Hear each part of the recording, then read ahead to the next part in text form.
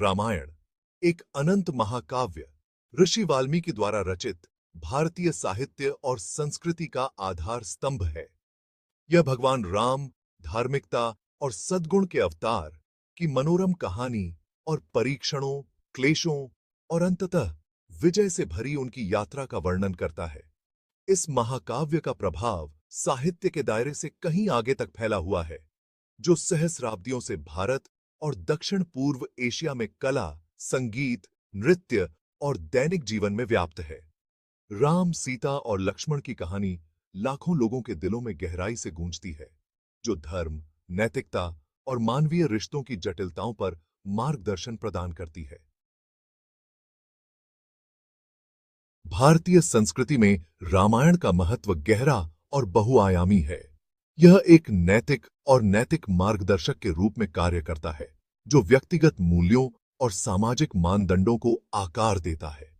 धर्म या धार्मिक आचरण पर महाकाव्य की शिक्षाओं ने सदियों से कानूनी प्रणालियों, सामाजिक संरचनाओं और व्यक्तिगत नैतिकता को प्रभावित किया है।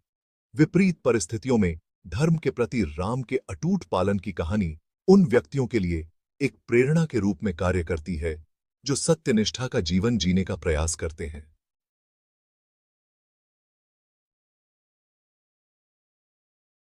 रामायण का पहला भाग, बालकांड, हमें अयोध्या के राज्य और राजा दशरथ के शाही परिवार से परिचित कराता है।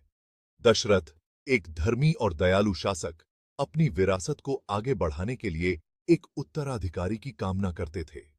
दैवीय हस्तक्षेप और पवित्र अनुष्ठानों की एक श्रृंखला के माध्यम से उनकी प्रार्थनाओं का उत्तर दिया गया और 4 पुत्रों का जन्म हुआ: राम, लक्ष्मण, भरत और शत्रुघ्न।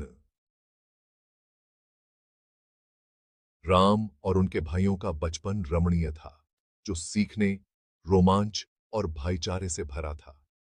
उनका पालन पोषण अयोध्या के भव्य महल में हुआ, जो प्यार करने वाले माता-पिता और समर्पित शिक्षकों से घिरा हुआ था। उनकी शिक्षा में न केवल मार्शल आर्ट और राजनीति विज्ञान, बल्कि धर्म और धार्मिकता के सिद्धांत भी शामिल थे। सबसे बड़े होने के नाते मैंने स्वाभाविक रूप से अपने भाइयों के बीच एक नेतृत्व की भूमिका निभाई। मैं उनका रक्षक, उनका मार्गदर्शक और उनका आदर्श था। लक्ष्मण विशेष रूप से राम के साथ एक अविभाज्य बंधन साझा करते थे, जो अटूट वफादारी और भक्ति का प्रदर्शन करते थे। हमारा भाईचारा पारिवारिक संबंधों की ताकत और प्यार की शक्ति का प्रमाण था। उनका बंधन वास्तव में उल्लेखनीय था, जो परिवार और प्रेम की स्थायी शक्ति को प्रदर्शित करता था। भाग 5, राम का सीता से विवाह। मिथिला की राजकुमारी सीता अपनी सुंदरता, अनुग्रह और अटूट सद्गुण के लिए प्रसिद्ध थीं। उनकी सुंदरता और गुणों की चर्चा दूर-दूर तक फैली हुई थी। उनका स्वयंवर, एक समारोह जहां वह अपने पति का चयन करेंगी, दूर-दूर से राजकुमारों और राजाओं को आकर्षित करती थी। यह एक भव्य आयोजन था, जिसमें हर कोई भाग लेना चाहता था। चुनौती शिव के शक्तिशाली धनुष को चढ़ाने की थी, एक ऐसा कारनामा जो सबसे मजबूत दावेदारों के लिए भी बहुत मुश्किल साबित हुआ। यह एक असाधारण शक्ति और कौशल की परीक्षा थी। राम मेरे और विश्वामित्र के साथ स्वयंवर के लिए मिथिला पहुंचे। यह यात्रा हमारे लिए एक महत्वपूर्ण अवसर थी। जैसे ही उन्होंने सीता की उज्जवल सुंदरता को देखा, उन्होंने एक त्वरित संबंध, उनके नियत मिलन की एक दिव्य पहचान महसूस की। यह एक ऐसा क्षण था जिसे शब्दों में बयां करना मुश्किल है। सहज अनुग्रह और दिव्य शक्ति के साथ मैंने न केवल धनुष को चढ़ाया, बल्कि उसे तोड़ भी दिया। सीता का हाथ जीतने की शर्त को पूरा किया। यह एक अद्वितीय उपलब्धि थी। राम और सीता का विवाह एक महत्वपूर्ण अवसर था, जिसे भव्यता और आनंद के साथ मनाया जाता था। यह एक ऐसा आयोजन था जिसे लोग कभी नहीं भूल सकते। उनका मिलन केवल एक राजनीतिक गठबंधन नहीं था, बल्कि पारस्परिक प्रेम, सम्मान और साझा मूल्यों पर आधारित एक पवित्र बंधन था। यह एक आदर्श विवाह का उदाहरण था। सीता की राम के प्रति भक्ति और उनके प्रति उनका अटूट प्रेम आदर्श वैवाहिक प्रेम का प्रतीक बन जाएगा। यह प्रेम और समर्पण की एक अद्वितीय कहानी थी, राम और सीता के विवाह की कहानी भाग्य की शक्ति और मानवीय रिश्तों में धर्म के महत्व का प्रमाण है। यह एक ऐसी कहानी है जो सदियों तक याद की जाएगी। भाग 6 अयोध्या कांड वनवास के बीच। रामायण की दूसरी पुस्तक अयोध्या कांड महाकाव्य के कथानक में एक महत्वपूर्ण मोड़ है। यह राजा दशरथ के राम को अपना उत्तराधिकारी बनाने के निर्णय के साथ शुरू होता है। एक ऐसा निर्णय जिसने राज्य में खुशी लाई, लेकिन साथ ही संघर्ष और साजिश के बीज भी बोए। अपनी दासी मंथरा से प्रभावित होकर मैंने राजा द्वारा मुझे अतीत में दिए गए 2 वरदानों को पूरा करने की मांग की। मैंने राम के 14 साल के वनवास और अपने बेटे भरत के राज्याभिषेक की मांग की। दशरथ अपने वचन से बंधे को पालन करने के लिए मजबूर होना पड़ा, जिससे राज्य दुख और निराशा में डूब गया। भाग 7 दशरथ का दुहक और मृत्यु। राजा दशरथ राम को निर्वासित करने के अपने फैसले पर दुहक और अपराध बोध से अभिभूत निराशा के आगे झुक गए। उनके दिल में एक गहरा दर्द था जो उनके चेहरे पर साफ झलकता था। वह अपने प्यारे बेटे से अलग होने, अपने टूटे हुए वादे के भार और इस ज्ञान को सहन नहीं कर सका कि उसके कार्यों ने उसके राज्य को उथल-पुथल में डाल दिया है। हर दिन वह अपने निर्णय पर पछताता और अपने बेटे की याद में डूबा रहता।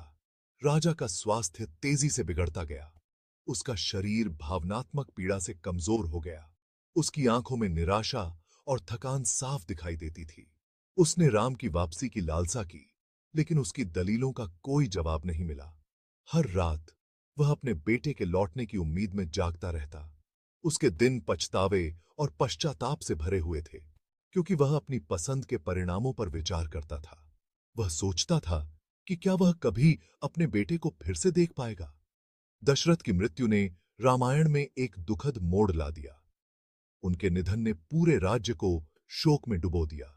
उनका निधन कैकेयी की मांगों और एक राजा के रूप में अपने दायित्वों के साथ राम के प्रति अपने प्रेम को समेटने में असमर्थता के कारण हुई घटनाओं का प्रत्यक्ष परिणाम था। यह एक त्रासदी थी जो अयोध्या के इतिहास में हमेशा के लिए अंकित हो गई। राज्य ने अपने राजा के खोने का शोक मनाया। एक ऐसा शासक जो कभी उनके जीवन में समृद्धि और स्थिरता लाया था। उनके शासनकाल की यादें अब केवल एक दर्दनाक अतीत बनकर रह गईं।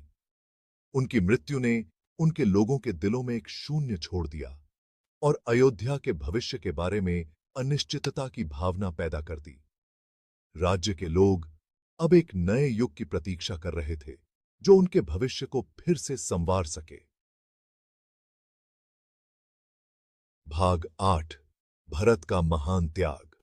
भरत राम के वनवास और अपने पिता की मृत्यु के बारे में जानने पर दुख और क्रोध से भर गया।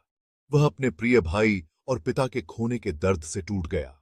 उसने कैकेयी के कार्यों की निंदा की, यह समझते हुए कि उसकी मां के स्वार्थी निर्णय ने परिवार को बिखेर दिया था, और उस सिंहासन को स्वीकार करने से इनकार कर दिया जो राम का था। भरत ने स्पष्ट रूप से कहा कि वह अपने भाई के अधिकार का हनन नहीं करेगा। उसने स्थिति के अन्याय को पहचाना और यह भी समझा कि राम का वनवास एक गहरी साजिश का हिस्सा था और राम को वापस अयोध्या लाने का संकल्प लिया। भरत ने अपने कर्तव्य को समझते हुए अपने भाई को वापस लाने के लिए दृढ़ निश्चय किया। एक बड़े दल के साथ मैंने उस जंगल की यात्रा की जो कठिन और खतरों से भरी थी, जहां राम, सीता और लक्ष्मण वनवास में रह रहे थे। जंगल की कठिनाइयों के बावजूद हमारा संकल्प अटूट था। मैंने राम से लौटने और राजा के रूप में अपना सही स्थान ग्रहण करने की याचना की, यह बताते हुए कि अयोध्या को उनकी आवश्यकता है, लेकिन राम हमारे पिता की आज्ञा के प्रति हमेशा दृढ़ रहे ने इनकार कर दिया। उन्होंने अपने पिता के वचन का पालन करने का संकल्प लिया। इसके बजाय मैंने भरत को अपनी चप्पलें दीं, जो मेरे अधिकार और आशीर्वाद का प्रतीक थीं।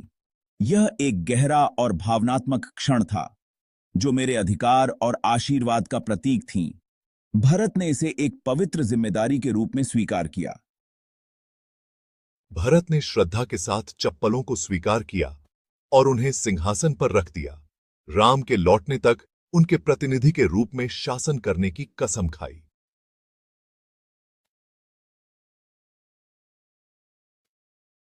ने संपे की इस सारी सिंहासन पर रख दिया। राम के लौटने तक उनके प्रतिनिधि के रूप में शासन करने की कसम खाई। यह एक प्रतीकात्मक और शक्तिशाली कार्य था। उन्होंने अपने बड़े भाई के प्रति अटूट वफादारी और सम्मान का प्रदर्शन किया, यह दिखाते हुए कि सच्चा प्रेम और सम्मान क्या होता है। धर्म और पारिवारिक कर्तव्य के सिद्धांतों को कायम रखा। भरत ने अपने कर्तव्यों को निभाने में कोई कसर नहीं छोड़ी। भरत के सिंहासन को हड़पने से इनकार और राम के प्रति उनकी अटूट भक्ति ने उनके अनुकरणीय चरित्र को प्रदर्शित किया। यह उनके महान व्यक्तित्व का प्रमाण था। उनके कार्यों ने निस्वार्थ सेवा और प्रलोभन और व्यक्तिगत लाभ के बावजूद धार्मिकता को बनाए रखने के महत्व के एक शक्तिशाली उदाहरण के रूप में कार्य किया। भरत का त्याग और समर्पण हमें सिखाता है कि सच्ची महानता क्या होती है। हनुमान, महाबली वानर, विशाल समुद्र के पार एक खतरनाक यात्रा पर निकल पड़ा। उसका मिशन था सीता, राम की प्यारी पत्नी, जिसे 10 सिर वाले राक्षस राजा रावण ने अपहरण कर लिया था, को ढूंढना। वो विश्वासघाती पानी के ऊपर उड़ा, समुद्री राक्षसों से लड़ते हुए और भयानक तूफानों का सामना करते हुए। उसका दृढ़ संकल्प उसकी हर छलांग को बल देता था। राम के प्रति उसकी भक्ति सबसे अंधेरी रात में एक मार्गदर्शक सितारा थी। उसने कई बाधाओं का सामना किया, हर एक पिछले वाले से ज्यादा चुनौतीपूर्ण। फिर भी हनुमान के अटूट विश्वास ने उसे आगे बढ़ाया। थी उसे राम के शब्द याद थे, सीता की खबर लेकर लौटने का उसका वादा। बस इसी सोच ने उसे दृढ़ रहने की ताकत दी। जैसे ही वह लंका, रावण के द्वीप राज्य के पास पहुंचा, एक अनिष्ट की भावना ने उसे घेर लिया। यह द्वीप भारी किलेबंद था, जिसकी रक्षा भयंकर राक्षस करते थे। उसने खुद को एक छोटे रूप में बदल लिया, जिससे वह शहर का पता लगा सके। उसने हर नुक्कड़ और क्रेनी, हर महल और बगीचे की तलाशी ली। उसका दिल प्रत्याशा और थोड़े से डर से धड़क रहा था। उसे गुप्त रहना था, दुश्मन के इलाके में घूमती एक खामोश परछाई। वह सीता को खोजने के लिए दृढ़ था, चाहे कोई भी कीमत क्यों न हो।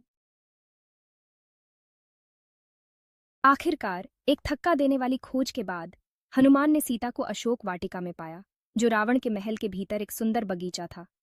वह राक्षसियों से घिरी हुई थी, उसकी आत्मा टूट गई थी, उसका चेहरा चिंता से पीला पड़ गया था। हनुमान एक पेड़ के ऊपर बैठा उसे दूर से देख रहा था। उसका दिल उसकी दुर्दशा के लिए दुख रहा था। उसने राम के प्रति उसकी अटूट भक्ति, रावण के प्रस्तावों के आगे न झुकने के उसके इनकार को देखा। वह जानता था कि उसे सावधानी से उससे संपर्क करना होगा, उसे आश्वस्त करना होगा कि आशा खत्म नहीं हुई है। उसने राम की अंगूठी गिरा दी, जो उनके प्यार का प्रतीक और लौटने के उनके वादे का प्रतीक थी। सीता ने अंगूठी को तुरंत पहचान लिया। उसकी आंखें आशा और अविश्वास के मिश्रण से फैल गईं। सीता का दिल नए सिरे से आशा से भर गया। उसने हनुमान को राम के लिए अपना संदेश सौंपा, एक संदेश जो प्यार, लालसा और अटूट विश्वास से भरा था। लंका छोड़ने से पहले हनुमान ने अपनी उपस्थिति दर्ज कराने का फैसला किया, रावण को राम की सेना की ताकत और पराक्रम दिखाने के लिए। उसने अशोक वाटिका को नष्ट करना शुरू कर दिया, पेड़ों को उखाड़ फेंका और राक्षस रक्षकों को कुचल दिया। उसकी हरकतें युद्ध की घोषणा थीं। रावण के लिए एक संदेश था कि उसके आतंक का शासन समाप्त होने वाला है। उसने कहर बरपाया, अपने पीछे विनाश का निशान छोड़ गया। उसे पकड़ लिया गया और रावण के सामने लाया गया, जिसने उसकी पूंछ में आग लगाने का आदेश दिया। हनुमान ने इस अवसर का उपयोग अपनी शक्ति का प्रदर्शन करने के लिए किया। वह एक इमारत से दूसरी इमारत में छलांग लगाता रहा, पूरे शहर में आग लगा दी। लंका में आग लगने के साथ हनुमान सीता का संदेश और उसकी कैद की खबर लेकर राम के पास लौट आया। उसके आगमन का स्वागत खुशी और राहत के साथ किया गया। हनुमान की वापसी के साथ युद्ध की तैयारी पूरी तरह से शुरू हो गई। राम अपनी वानर सेना के साथ सीता को बचाने के लिए दृढ़ संकल्पित होकर लंका की ओर बढ़े। नल के नेतृत्व में वानर सेना ने समुद्र के पार एक पुल बनाने का कठिन कार्य शुरू किया। उन्होंने दिन रात अथक परिश्रम किया। उनका दृढ़ संकल्प राम के प्रति उनकी भक्ति और सीता को बचाने की उनकी इच्छा से प्रेरित था। पहाड़ों से पत्थर लाए गए, पेड़ उखाड़ दिए गए और पुल आकार लेने लगा। रखा गया हर पत्थर जीत के करीब एक कदम था, उनकी अटूट प्रतिबद्धता का प्रतीक। पुल के पूरा होने के साथ राम की सेना रावण और उसकी राक्षसी सेनाओं का सामना करने के लिए तैयार होकर लंका के पार चली गई। युद्ध शुरू होने वाला था। राम और रावण के बीच की लड़ाई महाकाव्य अनुपात का संघर्ष था। दोनों सेनाएं आपस में भिड़ गईं। तलवारों और तीरों का बवंडर, युद्ध के नारों और युद्ध के ढोल की सिम्फनी। संघर्ष के भार तले धरती कांप उठी। युद्ध के धुएं से आकाश काला पड़ गया। राम ने अपने दिव्य धनुष और बाणों से अटूट साहस और सटीकता से लड़ाई लड़ी। रावण अपने 10 सिरों और 20 भुजाओं के साथ एक दुर्जेय प्रतिद्वंद्वी था। उसने हथियारों की बौछार कर दी, लेकिन राम ने उन सभी को कौशल और अनुग्रह से हटा दिया। लड़ाई कई दिनों तक चली। किसी भी पक्ष ने 1 इंच भी नहीं दिया। अंत में ब्रह्मास्त्र, अपार शक्ति के एक दिव्य हथियार का उपयोग करके राम ने रावण के हृदय को भेद दिया। रावण की मृत्यु के साथ वानर सेना से एक जयकारा गूंज उठा। राक्षस राजा गिर गया था। धर्म की जीत हुई थी। लंबी और कठिन लड़ाई के बाद राम और सीता आखिरकार फिर से मिल गए। उनका आलिंगन शुद्ध आनंद का क्षण था, उनके स्थायी प्रेम और अटूट विश्वास का प्रमाण। युद्ध समाप्त हो गया था और वे अंततः अयोध्या वापस अपनी यात्रा शुरू कर सकते थे। राज्य में खुशी मनाई गई। उनके प्यारे राजा और रानी घर लौट रहे थे। अयोध्या की वापसी यात्रा एक विजयी जुलूस थी। लोगों ने सड़कों पर कतार लगाई, उन पर फूल बरसाए और उनके नाम का जाप किया। वर्षों के वनवास के बाद राम आखिरकार घर लौट रहा था। राजा के रूप में अपना सही स्थान ग्रहण करने के लिए तैयार था। शहर को झंडों और बैनरों से सजाया गया था। हवा उत्सव से भर गई थी। खुशहाल पुनर्मिलन और राज्याभिषेक के बावजूद मेरे ऊपर संदेह की परछाई मंडरा रही थी। लंका में उसकी कैद के दौरान उसकी पवित्रता के बारे में अफवाहें लोगों में फैलने लगीं। अपनी पवित्रता साबित करने के लिए मैं स्वेच्छा से धधकती आग में प्रवेश कर गई। अग्नि परीक्षा के रूप में जाना जाने वाला यह कृत्य मेरे प्रति उसकी अटूट भक्ति और अपनी बेगुनाही में उसके अडिग विश्वास का प्रमाण था। आग ने मुझे नुकसान नहीं पहुंचाया। मैं आग से सकुशल निकली, मेरी पवित्रता का प्रमाण। देवताओं ने स्वयं उसकी बेगुनाही की घोषणा की, संदेह करने वालों को चुप करा दिया और उसके गुणों की पुष्टि की। जंगल में मैंने अपने बेटों लव और कुश का पालन पोषण किया। उन्हें धर्म के मूल्यों और उनके पिता राम की कहानी सिखाई। साल बीत गए और लड़के कुशल योद्धा और कुशल कवि बन गए। उन्होंने रामायण सीखी, इस बात से अनजान कि महाकाव्य का नायक उनका अपना पिता था। उन्होंने तीरंदाजी का अभ्यास किया और कहानी सुनाने की कला में महारत हासिल की। एक दिन राम ने एक भव्य यज्ञ, एक पवित्र अनुष्ठान का आयोजन किया। लव और कुश को समारोह में रामायण का पाठ करने के लिए आमंत्रित किया गया था। उनकी मधुर आवाज और निर्दोष पाठ ने दर्शकों को मोहित कर लिया, जिसमें स्वयं राम भी शामिल थे। मैं उनकी कहानी से प्रभावित हुआ, इस बात से अनजान कि वे मेरे अपने बेटे थे। सीता के चले जाने के बाद मेरी सांसारिक यात्रा अपने अंत के करीब थी। मैंने अपने धर्म को पूरा किया था, अपने राज्य पर ज्ञान और करुणा के साथ शासन किया था और धार्मिकता की विरासत को पीछे छोड़ दिया था। मेरे लिए अपने दिव्य निवास लौटने का समय आ गया था। मैंने अपनी अंतिम यात्रा के लिए तैयारी की। मेरा दिल अपने अनुभवों के भार से भारी था। मैंने अपने बेटों लव और कुश को अपने राज्य के शासक के रूप में ताज पहनाया, यह सुनिश्चित करते हुए कि मेरे वंश और धर्म के सिद्धांतों को जारी रखा जाए। जैसे ही मैं सरयू नदी में चला गया, मैं स्वर्ग में चढ़ गया, अपने दिव्य रूप में लौट आया। रामायण केवल एक कहानी नहीं है, यह एक गहरा दार्शनिक और आध्यात्मिक ग्रंथ है जो संस्कृतियों, और पीढ़ियों के लोगों के साथ प्रतिध्वनित होता रहता है। यह मानवीय रिश्तों की जटिलताओं, नेतृत्व की चुनौतियों और अच्छाई और बुराई के बीच के शाश्वत संघर्ष का पता लगाता है। महाकाव्य धर्म के महत्व पर जोर देता है, नैतिक और नैतिक संहिता जो मानव आचरण को नियंत्रित करती है। विपरीत परिस्थितियों में भी धर्म के प्रति राम की अटूट प्रतिबद्धता सभी के लिए एक शक्तिशाली उदाहरण के रूप में कार्य करती है। उनकी कहानी हमें धार्मिकता के लिए प्रयास करने, अपने मूल्यों को बनाए रखने और अपने विवेक के साथ तालमेल बिठाने वाले विकल्प बनाने के लिए प्रेरित करती है। राम के प्रति हनुमान की अटूट भक्ति, उनका साहस और निस्वार्थता ऐसे गुण हैं जिनका आज भी सम्मान और अनुकरण किया जाता है। रामायण भक्ति और निष्ठा की शक्ति पर भी प्रकाश डालती है। महाकाव्य हमें याद दिलाता है कि रिश्ते मानव अस्तित्व की आधारशिला हैं और इन रिश्तों को ज्ञान और करुणा के साथ नेविगेट करना एक पूर्ण जीवन के लिए आवश्यक है। अगर आपको पसंद आई हो तो इसे सब्सक्राइब करना, लाइक करना और अपने दोस्तों के साथ शेयर करना न भूलें। आपका सहयोग हमेशा प्रेरणा का स्रोत रहेगा।